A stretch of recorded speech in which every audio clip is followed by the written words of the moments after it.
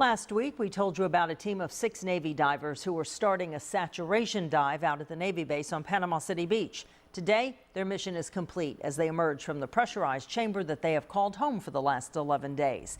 News 13's Tiffany Jackson was there for their return this morning. And Tiffany, I'm sure they were happy to be out of that chamber. They sure were, Amy. They got to stretch their legs, celebrate a successful mission, and even get their voices back.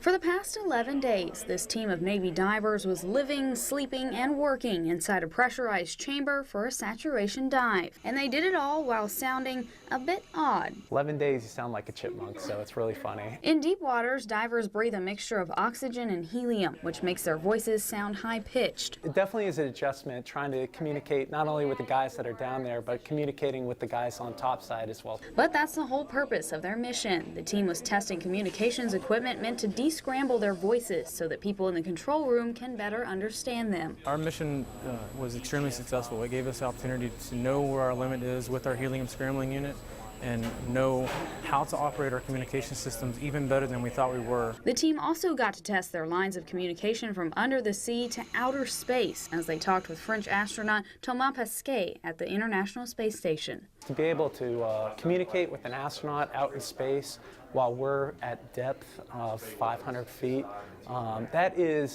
that's a lifetime experience for me. The Navy Experimental Dive Unit's new commanding officer says he's proud of the work the team is doing right here in Panama City Beach on equipment that will be used by Navy divers worldwide. It's been a great 11 days. Our watch sections have been phenomenal. Our divers have been phenomenal. The entire Navy or entire NEDU team has done a tremendous amount of work.